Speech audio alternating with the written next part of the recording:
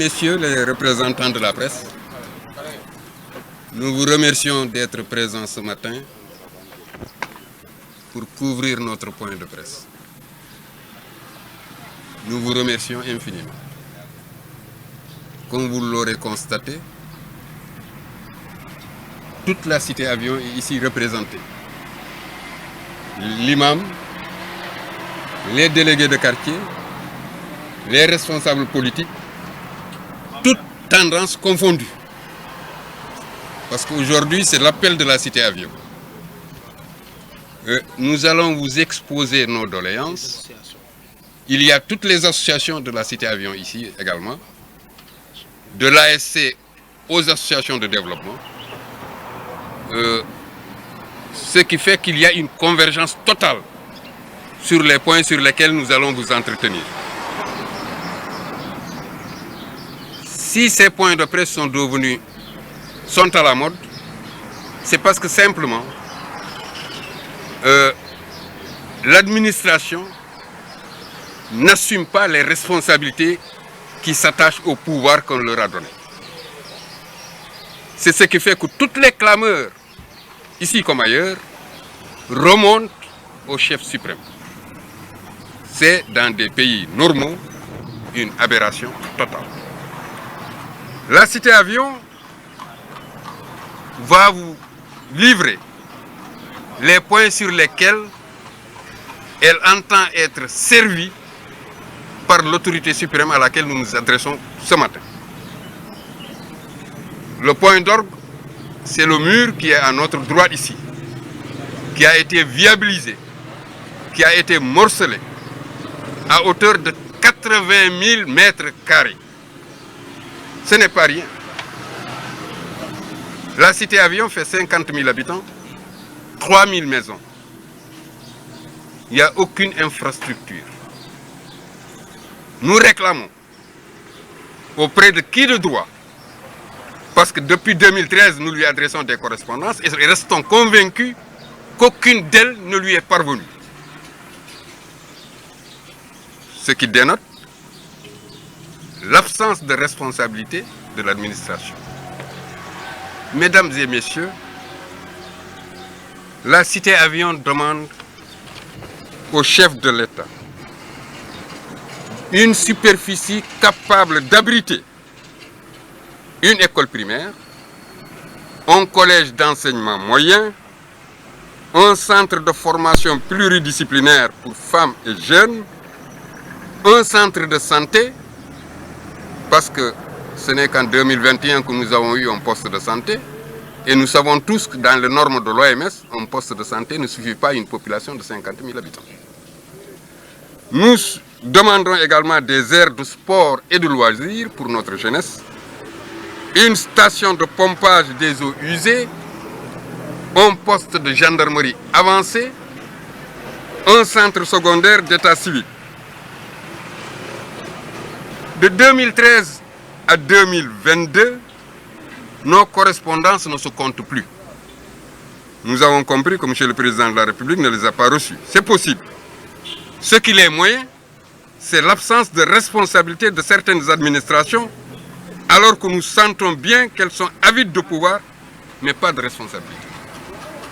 Cette situation où l'administration ne répond à aucun courrier fait que toutes les clameurs montent vers le chef suprême. Nous rappelons quotidiennement que le président a instruit ses administrations à moins de commandement, nous le citons, et à plus de développement. Malheureusement, les habitudes sont têtues. Excellence, Monsieur le Président de la République, ce que la cité avion demande est du domaine du possible et procède de l'équité sociale et territoriale. Nous avons espoir d'être entendus. Que Dieu protège le Sénégal. Je vous remercie.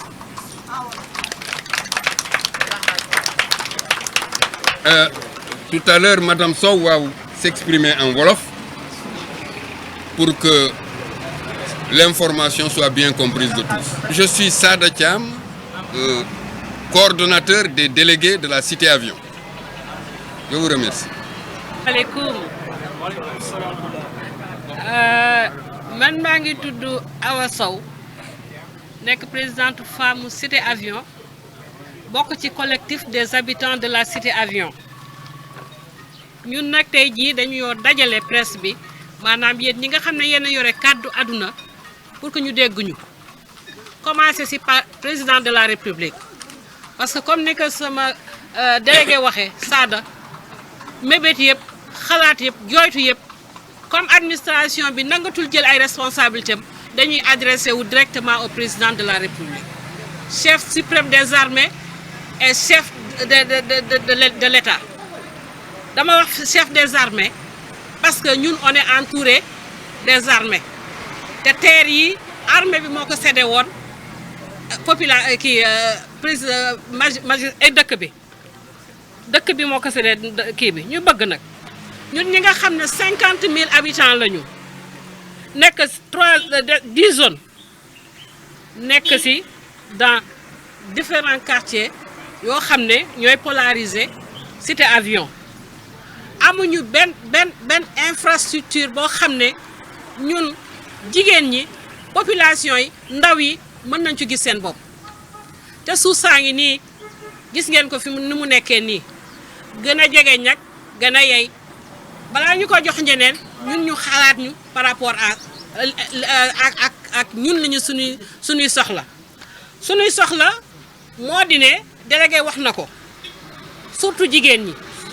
lay commencé soxla nañu marché au niveau de la cité avion c'est le quartier bi nga xam ne pouvoir d'achat bi moo ci la gën a néewee maanaam tey jii boo yoree 2000 francs wala 3000 francs say waa kër duñu añ te dans les autres quartiers ñoom dinañ añ mën nañ ci añ am ci reer sunuy doom yi fii la ñuy traversé dem Ngalandou Diouf pour dem jàngi ñeneen ñi dem lycée Dansokho ñeneen ñi dem CS Ouakam ñeneen ñi dem école camp tout temps yi dem école camp koo xam ne sa doom yi mu amuñu possibilité fayal leen jàng muy loo xam ne lu metti la xale yi waroon a jàng ci lycée yooyu yëpp dañuy dem ba découragé toog donc déperdition scolaire bi dafa bari cité avion te xam ngeen conséquences yi lan la xale yi jàngatuñu amoo fu ñu fowe amuñu fu ñu épanouir ñu yaakaar ne nag ñun nag il est temps que ñun en tant que population ñu jóg pour que président de la république dégg ñu parce que ñun ay citoyens lañ ko à part entière duñu ay citoyens à part bu passé loolu miiru gendarmerie bi école bi ce n'est pas du secret gis nañu keroog dañu koy wax fii ci presse bi gis nañu keroog àndand maire bi jox leen 9 hectares pour école de gendarmerie bii donc nag bu fi école de gendarmerie bi naree jógee ñun yaakaar nañu war nañ cee mën a jox miiru piste baa ngi nii ay terrain fa nekk yaakaar nañu waa cité avion war nañ leen cee mën a jox ak leneen loo xam ne cité avion daal dafa mel ni ñu la fàtte bokkuñu ci lenn nawet baa ngi nii miir bi mu daanoo gis ngeen ko sunu kër yi yëpp a taa à la hauteur de 2 mètres lépp a yàqu da ngay obligé réinvestir boo investir dans un salon dans un frigo da ngay obligé sànni yëpp réinvestiraat te mu ngi nii ba léegi defuñu ko te bientôt nawet bi ñëwaat ñuy ñaan nag à travers le collectif que président la république gestuñu électorat bu important moo fi am te dañuy participer à tous les jours électoraux donc nekk ay citoyens bokk ci réew mi war a mën a am loo xam ne lu ñëpp am ñu am ko te suuf saa ngi nii ñu ngi koy séddale ñun waa cité avion ñoo gën a jege ñoo war a gën a yeyle waa donc je pense que lii moo nekkoon ci tënk lii délégué wax ma bëggoon koo jottali ci olof donc bu dee keneen amu ci lu mu ciy dolli wala la ñu amoon lu ñuy wax di lancer appel au président de la république merci. salaamaaleykum wa rahmatullahi taala wa barakaatu. ñu ngi nuyu ñi fi teew ñëpp ak ñi ñuy seetaan biir réew mi ak bitim réew di nuyu kilifay dëkk bi ñu nekk muy Wakam nga xam ne sunu waajur yi ba ñu ñëwee fi ñoo leen dalal tàmbalee ko ci jaraaf yi ndey jëree saltige yi nga xam ne ba ñuy waajal point de presse bi ñoom ñaanal nañ ñu ci accompagner nañ ñu ci ba ñu am sañ-sañu xam ne dañuy wax ñu ko séqal ñu ngi ñu ci gunge di ñaan yàlla Sénégal yëpp nekk ci jàmm accident yi fi weesu di ñaan ñëpp ñi ci am gàllankoor ak ñi fi génn àdduna yàlla jéggal leen te wéral leen. moyen de presse bi daanaka suñu kilifa yi wax nañ lépp muy le délégué Sada Thiam ak madame Sow li ci am solo mooy tey cité avion dañ koo fàtte ci Sénégal te li ñu bind ci suñu t-shirt yi moo jar a xam mooy ci lañ bokk. réew mi yaakaar naa benn sénégalais gënu fi benn sénégalais ñëpp ci lañ bokk. Est-ce que yéen vous trouvez normal 50 000 habitants et plus di yeewoo ci gox amul école primaire amul centre de santé amul poste de santé viabilité sax bi nga xam ne man en tant que conseiller municipal nekk président commission voirie donc et mobilité et transport donc si suma liggéey may saytu les solutions amul fu ko gën a tëju cité avion tey il suffisait une seule route nga génn ko yaa ngi Saint-Lazare nga noppal waa cité avion yëpp ci jug doxi seen soxla pour lan defuñu ko ñoom ñi yore réew mi ñoo ko xam cité avion il suffisait de 3500 mètres carrés fii pour ñu am marché pour lan amu ko ñoom rek a ko xam donc ba ñu gisee ne état jël na fii déclassifié ko décret bi ñëpp gis nañ ko maye si lim si bëgg a maye mu des ñu ne maire de Wakam parce que bu ñu tëboon maire bi ñàkk kilifa wala ñàkk xam yoon ñu ne maire de Wakam waaw ba sóoraale nañ fii équipement pour waa cité avion mu ne moom de amu si benn xibaar mais nag dina si def ay jéego ndëk loolu war nañoo doy ba ñu toog yaakaar naa ça a été très faible comme réponse parce que y a procédure morcellement mooy commune ngay ñëw dugal sa autorisation commune bi autorisé ko donc loolu mooy am na foo xam ne mbir yi mi ngi dox te ñuy war a xam xamuñu si dara si loolu ñu ne mënuñu toog seetaan si yar ak teggin ak worma xam ne réew mi ñu ñuy waxal peut-être bu ñu jotee par voie de presse mooy gën a gaaw par courrier parce que courrier yi yaakaar naa Papa Sada wax na si 2013 ba léegi ñu ngi bind donc bu ñu si amul réponse mooy àggul fa mu war a àgg donc ñu yaakaar ne lii kilifa réew mi dina si dégg te ñun yaakaar naa la ñuy def ñoom lañ koy defal ngir ëllëg fii bu école amee kenn du wax waa cité avion ñoo ko liggéey dañ koy boole si seen bilan kenn du wax ne waa cité avion ñoo ko liggéey mairie bi lañ koy attribuer comme équipement donc li ñuy xeex ñi fi toog ñëpp di ay kilifa parti politique bu ngeen xalaat ñu ngi fi toog donc xeexuñu pour suñuy bopp wala pour suñuy soxla wante dañ koy xeexal askan bi yëpp parce que ëllëg kenn xamul kan mooy dëkkiwaat fii yaakaar naa bañ a guddal di sant ñëpp di gërëm ñëpp di ñaan yàlla wax ji tax ñu jug àgg fu mu war a àgg te mu nekk njëriñu waa cité avion wasalaam.